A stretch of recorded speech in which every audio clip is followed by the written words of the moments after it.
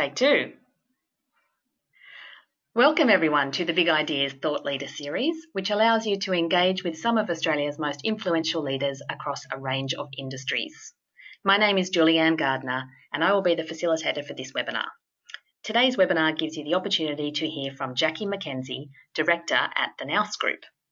Jacqui's presentation today is titled Planning for Success. Jacqui discusses how business planning is used by corporates, governments and not-for-profits across every sector. It's a skill you can use wherever your career takes you. In this webinar, Jacqui explains the steps of writing a business plan that can turn ideas into reality. Jacqui will be on hand after her presentation to answer your questions about business planning. Before we begin the webinar, let's spend a minute talking about how the software works and how the webinar will run. You should be able to see a control panel on the right of your screen. The control panel should let you know that your microphones are muted and has a chat function for you to type questions. At the moment, you've been put on mute. All participants will remain on mute throughout the presentation. You're welcome to ask questions at any time. Just type them in the chat box. Following the presentation, I'll read out all the questions for Jacqui to answer. I'd now like to introduce Jacqui McKenzie. Jacqui is an experienced public health practitioner and project manager with over 17 years' experience leading projects and teams to improve organisations' performance. She has extensive experience in stakeholder engagement, collaboration and project management facilitation in areas spanning acute to primary care and prevention. Jacqui has developed, implemented and evaluated projects and programs in areas including integrated healthcare, general practice in rural communities, refugee health, Aboriginal health and chronic disease. Jacqui, I'm going to hand over to you in just a moment. Let me just unmute you first. There we go. So over to Jacqui to start her presentation, and a reminder that if you have any questions, just to type them into the chat box. Thanks very much, Jacqui. Thanks, Julianne, and hello everyone. It's really great to be here. I did this last year. I was going to say yesterday. It was actually last year, and it was a really nice process to do the presentation and then see the winning team standing up on the stage at PwC. So it's terrific to be here. As Julianne said, I'm a management consultant at the moment at Nous Group, and for those people who don't know, Nous Group is the largest Australian-owned management consulting firm that we have here in the country. We have 400 people working for the organisation across Australia and also in London. So I get to talk about planning, and I'm actually very, very passionate about this topic because I think it's something that if you do it, it's quite simple, and if you do it well, you can set yourself up for success. So that's the title of my presentation is Planning for Success. And I wonder if those slides are coming up on the screen. I might just wait for that. There I am. Do I see my face? There we go. So planning for success, here we go. So I've worked for many years with a whole lot of people and organisations and teams and individuals on planning. One of the very, very sort of pertinent things that I've noticed is that people aren't particularly good. They're very good at coming up with an idea. They're not very good at the planning bit that comes beforehand. So that's what I wanted to talk to you about today, and hopefully you can incorporate some of those learnings into your own journeys, whether or not it's with a big issue, big idea, or otherwise. So I might just get you to move to the next slide. So the first thing I'd say from the outset is that if you don't know, if you can't articulate the problem that you're trying to solve, I reckon you're in for a world of pain. This is a really, really important step that people just often forget about, and there are some simple things you can do to address this, and I'll talk about that today. So from the outset, great, you've got a really great idea about what you want to progress, but you need to take a step back and you need to think about what is the problem I'm trying to solve, because I can tell you that's how you get people's attention. 9 times out of 10 people will, if you've got a good story, a good narrative around that problem, what it is you're trying to solve, you will grab people's attention. Absolutely, 100% of the time. So there's a couple of things that I recommend that people do. Firstly, and that what we do in consulting is structured thinking. We learn about these structured thinking techniques.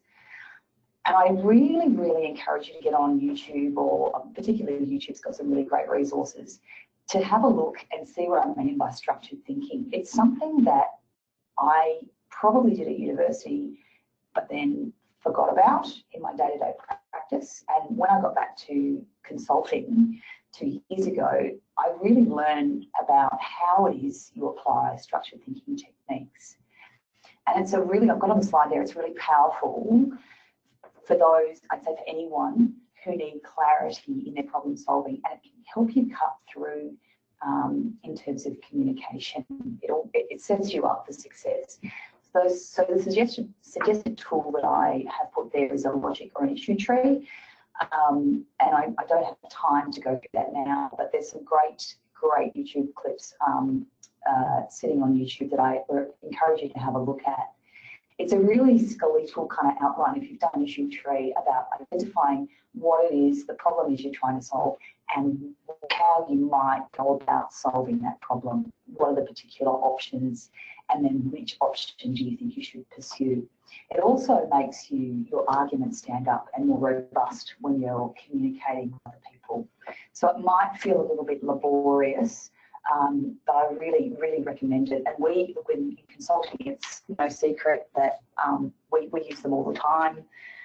I'd say 9 times out of 10 on the projects I'm on, we will set up a logic tree from the get-go. They can be hard work initially, but I promise you it'll hold you in really good stead. The second thing I've put on that is around explaining the problem and the solution, which is your idea, is can I explain this in really simple terms? If you can't, there's something going a little bit wrong.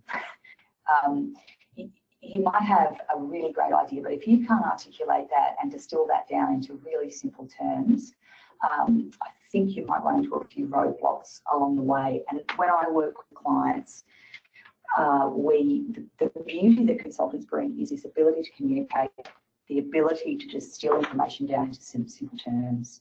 So I've got a golden nugget on the slide there, because I think that's probably, if you take nothing else out of this today, it's around this idea of using a logic or an issue tree. And the second thing, explaining things in simple terms. So just on that point, the suggested tool here is an elevator pitch. I'm sure you've all heard about it. It's the concept is you hop in an elevator with the CEO of, I don't know, Microsoft, and you've got them for 2 minutes or less than that actually. You're going from floor 1 to floor 15. How can you communicate your message to them in plain, simple terms? And that elevator pitch should include things like what the problem is you're addressing and what the solution is you have. Practice, practice, practice is my other piece of info, I guess, golden nugget. Say it out loud, say it often, and say it to other people who aren't necessarily from your field of expertise. They could be friends, family, but you must practice it, that elevator pitch. So the next slide I have, one of the things that when we talk about business planning, and you think about business cases in government, if anyone's had a chance to see one of those, possibly not, they're pretty wordy, lengthy documents. While people still use them in government, increasingly the ability to communicate your concept in one page is becoming more and more important. And the thing that I've recommended there is the lean canvas, and I believe you're using that through your journey with a big idea. If you're not, I'd highly recommend it. And no surprises on that. That lean canvas. On the left-hand side, there's problem and solution. It's prime real estate. So that sort of ties into what I was saying before. I think the lean canvas is excellent. It's fast, efficient. It's one page. It eliminates any waste, and it really clearly evaluates a business idea. And we use that lean canvas for things like option development, so people coming to us with ideas. We also use it for existing programs as well. So it's widely in use, and I would really recommend getting into the discipline of using it. Of course, there are adaptations on the web that you can have a look at, but the one I've put up there is the most commonly used lean canvas. I would say, you know, sure, go ahead and do a fully fledged business case, but really, if you can't distill your ideas down to this one page, then I think there's something a little bit wrong with your idea. So that would be my key message there. The other thing is, so around this documenting your journey, just take photographs. You know, you might be having I've got a back of an envelope picture there to the right hand side is you know, we're frequently meeting with clients, and sometimes I get people to draw out their ideas if they can't articulate it in words, and it really helps. So they might have this really complex idea that I just can't follow, and also some people are visual learners anyway, like me. So drawing out an idea, sketching it out is a good way of doing it. But I would say take photos of it, keep a bit of a record, document that journey that you're developing. That's also really important. That whiteboard on the right-hand side is a big messy diagram. It looks like a bit of a flow process chart to me. They're also good as well. But again, you know, if I run a workshop with clients, the very first, it's a bit of a joke in consulting land, because the first thing you do is you take photos of all the outputs that people have scribbled up on the board, or they give you a piece of paper. We pay close attention to how people document and how they're drawing out their ideas. I'll move to the next slide. It's a very exciting slide, that one, but the synthesis of information is important. And, you know, if you do a logic or an issue tree from the get-go, and if you use a lean canvas, a one-page business plan, the synthesis of information, well, you're actually forced to do it. So I would highly recommend that, you know, you look at using at least one of those tools. If no other tool uses the lean canvas. The other thing is to keep working on it. You know, you might have, I don't know, 25 versions of the lean canvas, but keep working on it and test it, early. It doesn't have to be highly polished. In consulting land, we move pretty quickly. So we test ideas and test them frequently and test them early. We don't want the fully fledged, polished version after a day, when we don't want to agonise over that like you might have to do in university land. We want to sketch out ideas really early and test with others. So I've got there, you write, so if it's the example of the lean canvas, you write it up, you test it, and you refine, and you go back, and then you test and refine. And that process, I don't know, I mean, in a 6-week project, we'll be doing that 25 times. So just start with where you're at and keep polishing, building, testing, refining is the message there. Next slide, if I can, please. The other thing I'd say is to, one thing we suggest to clients, and we use it all the time, we use case studies of you know, examples of good practice, but seek inspiration. So they're just some of the organisations down there that I look at. I look to street cafes across Melbourne that engage homeless people to work with them, or people at risk of homelessness. Thank You, that's the water bottle guy, and a whole lot of products there. And also a co-design studio, which probably none of you have heard, but it's an urban planning related studio. I think they're, you know, these organisations are trendsetters. You follow what they're doing, you follow them on Twitter or whatever it is, and you seek that inspiration from them. That's, you know, we do that in, as I said, in consulting via case studies, and we do it all the time. And I would recommend you probably do the same thing. So find similar type organisations or initiatives to the one you've got, and have a look at them, hold them up to the light, see what they've done, see if the person's podcasted, you know, has been interviewed in a podcast. I listen to podcasts all the time about business, and I would really recommend you do that too. But also social media, it's like free. There's all this information freely available, and people are giving away their IP all the time. So I say use it. The other thing around Seek Inspiration is, and I talked about this when I presented last year, but it's around mentoring. And I mentor a couple of younger people at the moment, one who has a startup and one who's just seeking mentoring in their career. Don't be afraid to, there's a couple of ways you can do this, but you can go through a formal process. Out for Australia is an example for the GLBTIQ+ community. There's other mentoring type organisations out there. Don't be afraid of the direct approach either.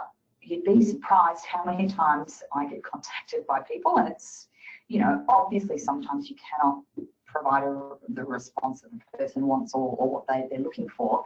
But reach out. LinkedIn is one of the best tools out there at the moment to go fishing to see who's out there doing something similar to you, or if you want to test an idea with them. Even if you contact 20 people and you get 19 rejections, if you get one person who wants to have a coffee with you, where you might want to take your lean canvas and test an idea, what a great thing. Again, LinkedIn is such a valuable tool for all of us, I think, in the business community. So that's my Seek Inspiration. And I guess the message here is look beyond what you're doing, and also test to see if anyone's done anything very, very similar or the same as you. That's always really important too. I think we're coming up to what have we got next on my slides? Okay, so that was just about, when making plans. Think big, that's your idea. You're doing that now with your big idea. But when making progress, think small and break it down to little small steps. And the steps I've outlined today are things like a logic tree as a potential tool to help you distill the problem you're trying to solve and potential options. It's around how to synthesize information. It's around testing early, testing with peers, testing with friends, testing with, co-workers, etc. Make small little steps, but refine, iterate, test. They're absolutely critical when you're business planning. And I think also it can actually be fun. This bit, I think, is the fun bit of forcing people to sit still and to think about what it is, the problem they're trying to solve, and the big idea they have. So they're the key messages. It's a very quick overview, but I would encourage you to, hop on YouTube and have a look. Structured thinking, and particularly logic or issue trees, as they're called. Thank you, Julianne. I might flick over to you. Great. Thank you so much, Jacqui. That was really helpful and practical information. I hope so. I hope everybody got as much out of that as I did. I think that was really useful.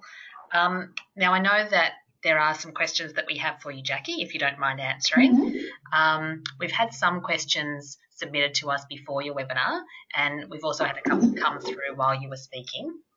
So the first question here from an attendee was, what do you mean by test when refining a business plan? Do you actually run a small pilot of your business? And how do you test your Yeah. I mean, testing. It's not piloting. It's about testing that concept with others. So I would say you do that obviously pre-pilot. We're talking about early stages. And when we talk about testing with clients with existing, say, projects, we encourage them to test prior to implementation. So I hope that answers that question. So it's testing with peers, testing with friends and colleagues, and that's what I'm talking about. So talking about your idea to other people in the industry or in other organisations and getting their feedback. Yeah, absolutely. Right. Absolutely. People will give you feedback. I mean, be careful about, protecting your IP, I think, is one of the other things. So you wouldn't go to someone who might be a competitor to you, because that's when it gets very murky. But I'd say it in a cautious way to test widely, being aware not to give away too much IP. Okay. Intellectual property is what I'm talking about. Yes. Okay, great. Thank you. We had another question come through while you were speaking. You said, the question says, you mentioned mentoring organisations. Who are they? Do you have to pay for mentoring? You don't know, not necessarily. I think it's interesting because this is a whole industry that's sprung up in this. So I've watched it with much interest, and there's a lot of dollars changing hand for mentoring. The organisation that I know of, and I should have a list in front of me, but I don't, so have a look online. I'm sure there is a search for Alpha Australia, specifically for GLBTIQ+ community members, and I know that they don't charge, and nor do the mentors receive any payment at all. So I don't have any other examples off the top of my head, but I would say if there's somebody you've worked with, or you might have a family member who knows someone in an organisation, don't be afraid to question of, hey, send them a message. And again, is our wonderful favourite tool. Hey, Joan, this is me, this is who I am. I'm looking to set up a mentoring relationship. Is this something you consider? And again, you might get 19 knockbacks out of 20, but you might get one person who says yes. So I think in early stages of people's careers, I'm certainly to a pro bono. And, obviously I can't take on too many, take on at any one time. But I know lots of my colleagues don't mentor, for example. I know a lot of other people in other organisations who don't mentor. So I would not hesitate to A, use networks, but B, use LinkedIn as well.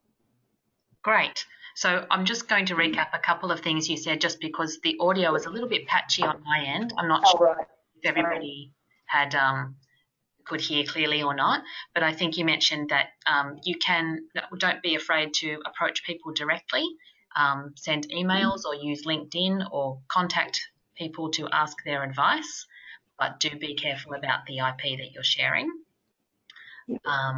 And you mentioned as well that you might get a lot of rejections, but then someone might help you out, and if they are willing to help you, they're often going to do that pro bono, so there shouldn't be any cost for just a conversation.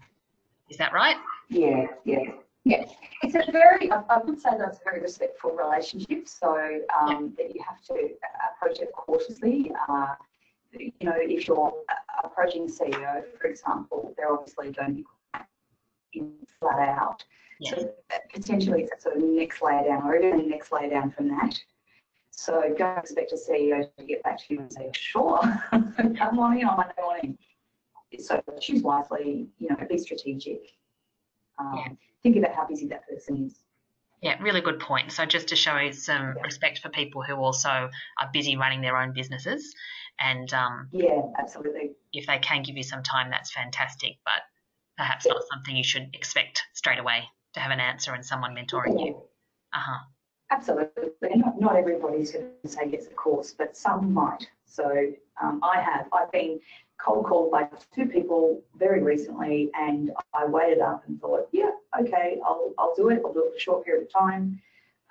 Something I enjoy. It's a very two-way relationship, so I learn about them and what they're doing, and then I can provide guidance and assistance as required. Great. Thank you for that detailed answer.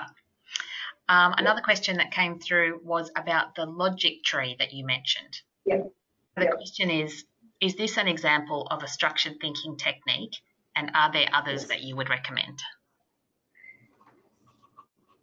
There are probably others. It's the one I like the most because I think, so yes, it is an example of a structured thinking technique, the good old logic tree. I think it works particularly well it's simple, but yet a little bit complex. So don't be, it forces you to take a position. So, but that is by far my favourite tool that I use. It's actually, I mean, we learn about structured thinking in the consulting land, but that logic tree is the one I would probably nominate as the most beneficial and probably the easiest to sink your teeth into. And you mentioned there were some great YouTube videos explaining it a little bit more. Yeah, absolutely. Great. And the other thing that I would also recommend is a book by Barbara Minto, who talks about how to inject logic into your everyday, business interactions. There's actually a summary online by Barbara Minto. Someone's done of Barbara Minto's pyramid principle. That's another little tool that I would recommend people have a look at. Was that Barbara Minto? Minto, M-I-N-T-O. Okay, great. If you look up the Minto pyramid, as in the triangle, pyramid principle, some stuff will come up online. Excellent. Great. One more question, Jacqui. Asking about the lean canvas that you mentioned. We have someone asking, how much detail do I need at this stage? I'm assuming people are very early on in their journey. So, it's a one-pager. And, more words don't necessarily mean better. It doesn't mean a better output. It's what you're putting in those boxes. For example, the rule of threes is and 3 dot points in any one box or any key logical kind of response to a question example. People start to lose interest, and you also start to wonder if people are able to synthesize their information okay. So I'd say, as a rule of thumb, 3 dot points. The other thing I would say is that if you feel that you have, and consultants do this all the time, we get very good at visual, so diagrams. If, I am a visual person, we put a lot of time and effort into developing up these, fancy looking diagrams. If an ideal scenario for me would be someone's got the lean canvas with, 3 dot points in each box or something like that, where it's relevant. And you flip over the page and there's a nice, beautiful conceptual model or a diagram of what it is you're trying to explain. Both of those things hold you in very, very good stead. And it doesn't necessarily mean that you need to go and employ a graphic designer. This can be a sketch that you do. I just reckon it's a really valuable tool to be able to, a really valuable discipline, to be able to present things with brevity. That is on the lean canvas page, but also via diagrams and drawings. Great. Okay, well that's given us so much more information, and I think that I could keep asking you questions for another half an hour, but unfortunately our time is up for today.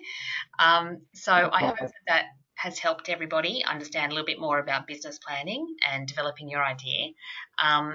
Remember that if you didn't have a chance to ask your question today, you can submit more questions to us that we can ask Jacqui via the Big Idea website. So keep that in mind if you didn't get a chance to ask today.